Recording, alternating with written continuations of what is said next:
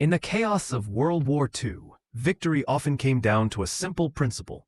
When pinned by enemy fire, some soldiers return fire while others move forward. This dance between bullets and movement, fire and maneuver, separated victorious squads from defeated ones. It broke stalemates. It saved lives. It won battles. While modern tactics have evolved, the fundamentals remain remarkably similar across nations and eras. But every army, every theater of war, carried its own signature. This is the story of how American infantry squads attacked during the Second World War. The techniques that turned ordinary citizens into efficient fighting units. The prescribed methods that guided them through hell. And the reality that awaited them when doctrine met enemy steel. Our journey begins not with the clash of battle, but with preparation. The infantry squad, typically 12 men strong, would depart from its forward assembly area during what commanders called the approach march. Battle was chaos, certainly, but it followed defined stages. The attack progressed through set phases, marked by imaginary lines drawn across maps that became very real under fire. The squad's attack officially began when it crossed the line of departure, the LD. Before reaching this point, they might occupy an attack position, the last location offering both cover and concealment before all hell broke loose. Cover protected soldiers from enemy bullets. Concealment protected them from enemy eyes. A stone wall provided both. Smoke offered only concealment. Bulletproof glass, theoretically, gave cover without concealment. At the attack position, squad leaders conducted final checks, issued last-minute orders, and designated rallying points, predetermined locations where scattered men could regroup if disaster struck. These could be behind the squad for regrouping after an ambush, or ahead for reassembly after river crossings that scattered the formation. From these positions, squads crossed their assigned point of departure using tactical formations, typically columns or diamonds, designed for control and flexibility. Then they advanced toward an enemy who might be anywhere or nowhere. Scouts led the way, trying to spot the enemy before being spotted themselves. Success meant signaling enemy in sight from concealment. Failure meant bullets. When scouts were detected first, everything happened fast. Doctrine demanded immediate action. The squad took cover. Scouts returned fire with tracer rounds to mark enemy positions. Soldiers practiced a specific technique for hitting the ground. Drop, then roll sideways away from where you fell, because the enemy aimed at where you landed. The squad leader had seconds to make his estimate of the situation. Could his squad of 12 men reduce this enemy position alone? Generally, no. Not against an entrenched enemy of similar size, unless complete surprise tipped the scales. Defenders enjoyed brutal advantages: cover, concealment, superior firepower, and pre-cleared fields of fire. Attackers advanced exposed, unable to bring all weapons to bear while moving. The calculus was simple and bloody. But fortune favored our demonstration squad. Their leader determined he possessed adequate superiority of force. The firefight phase began. The squad leader needed to position his men where they could effectively engage the enemy, not necessarily where the scouts had been caught, as they might be trapped in terrible ground. The firefight's purpose was achieving fire superiority, delivering more effective fire than the enemy could return. Doctrinally, the squad leader divided his force, typically splitting command between himself and the assistant squad leader. One might control the Browning automatic rifle team, while the other commanded the riflemen, whatever circumstances demanded. Contrary to internet myths claiming soldiers only fired at visible targets, field manuals explicitly prescribed distributed fire against areas where the enemy likely hid. The M1 Garand manual stated this clearly. Effective fire didn't always mean aiming at specific targets. Sometimes it meant saturating an area, suppressing movement, forcing heads down. This differed from concentrated fire against point targets, specific threats requiring elimination. Targets were called out in prescribed fashion. Range 425, left front, sniper at base of dead tree, or with extreme brevity for fleeting opportunities. Those men. Fire control relied heavily on arm and hand signals, not some modern tactical invention, but necessity. The battlefield roared with noise. Explosions, rifle fire, artillery, shouting. Voice commands alone couldn't suffice. Without squad radios, hand signals bridged the gap between voice range and visual range. These gestures dated back generations, described in 19th century drill manuals, evolved, but recognizable across decades. Soldiers learned dozens of signals during training. Some remained unchanged since the previous war. Others adapted slightly, but maintained clear lineage. They were universal, practical, essential. Effective rifle fire typically began around 400 yards, roughly 366 meters for the M1 Garand. Beyond that, training materials flatly stated, wasted ammunition. Defenders with stockpiled ammunition could engage at greater distances, but attackers carried limited rounds and would need every bullet later. Conservation mattered. Timing mattered more. The squad advanced using fire and movement, also called fire and maneuver, terms used interchangeably to describe one fundamental concept. Part of the squad fires, while part advances.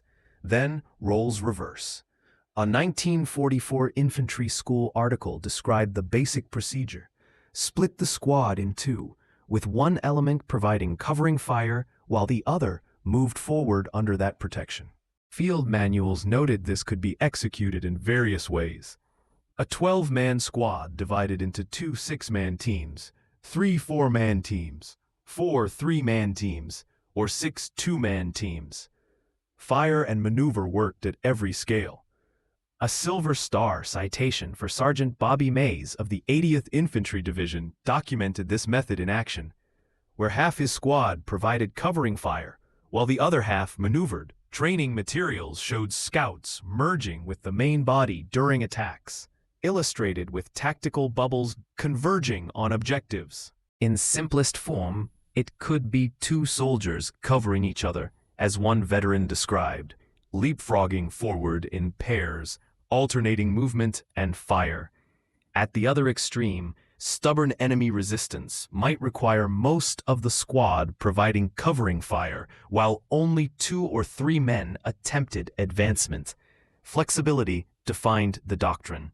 Fire and movement appeared simple, but required extensive training to execute effectively. In an environment of grinding attrition and endless replacement streams, even this basic concept could prove difficult to implement properly. A 1944 Infantry Journal article reminded small unit leaders that proper execution demanded practice, coordination, and disciplined fire control. This phase ranked among the most hazardous of any attack. Fire came from both directions, from enemy positions ahead and friendly positions behind. Soldiers advancing caught bullets from both sides if timing faltered or coordination broke down. Training emphasized this danger repeatedly. One infantry school course stressed that soldiers must trust their covering element completely while moving through their fields of fire. Once squad members closed within striking distance, the final phase launched, the assault. Ground had to be physically taken from the enemy. The classic textbook squad attack featured some covered or concealed approach, allowing the maneuvering element to outflank their opponent. This wasn't always possible, but the single envelopment, keeping them busy from the front while hitting them from the side, remained the ideal scenario.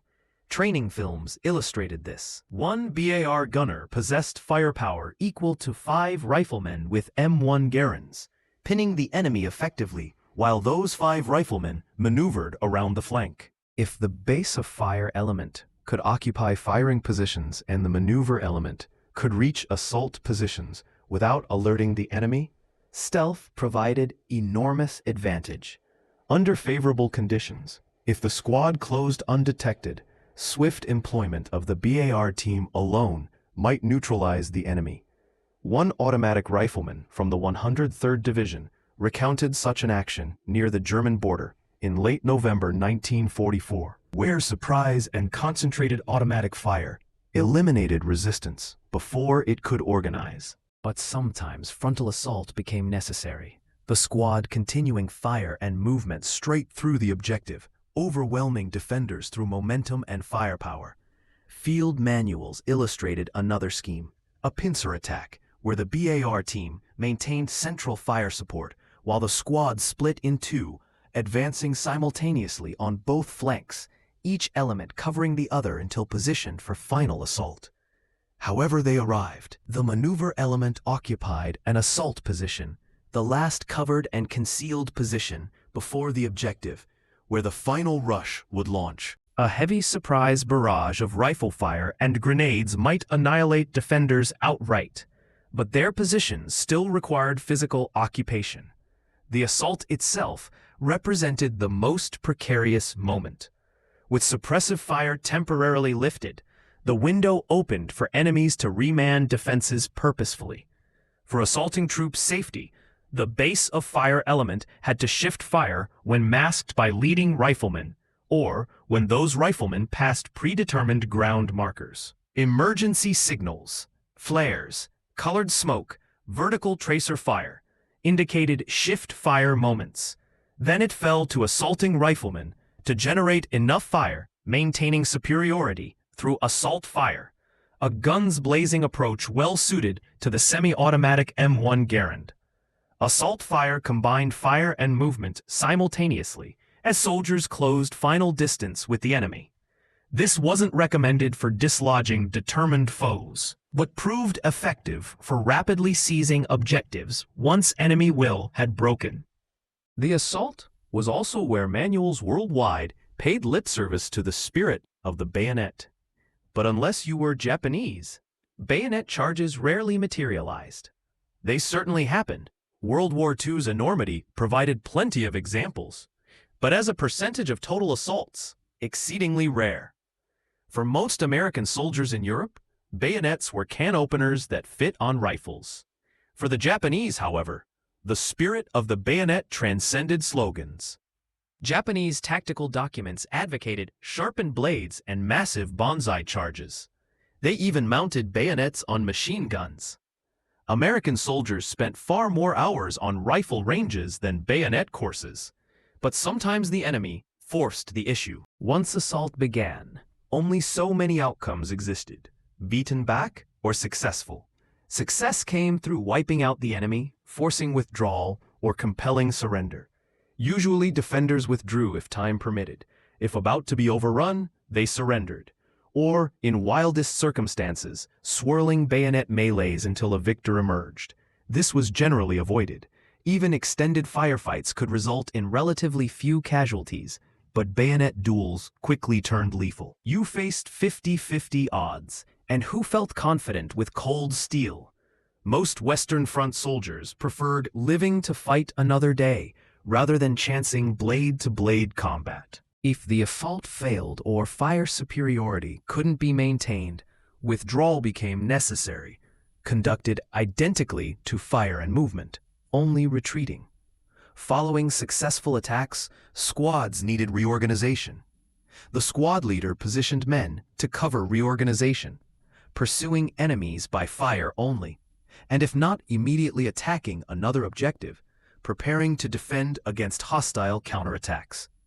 The Army provided a handy mnemonic for handling prisoners: 4 S's. Search them for weapons, segregate by rank, silence them except for immediate tactical questions, and speed them to the rear for trained interrogators. If possible, all post-assault business occurred somewhere other than the just-taken objective. The squad, if not continuing the attack, needed to dig in and prepare defensive positions. Germans famously counterattacked like clockwork. Whether wise or not, the attempt was always expected. Defensive action, mercifully, lies beyond our scope here. This was the basic squad attack American infantrymen learned in training, the doctrine that guided them from assembly areas through lines of departure, into firefights, through fire and movement, and finally into the assault. Simple in principle, brutal in execution, refined through blood and experience. These tactics won ground yard by yard across North Africa, Sicily, Italy, France, and Germany.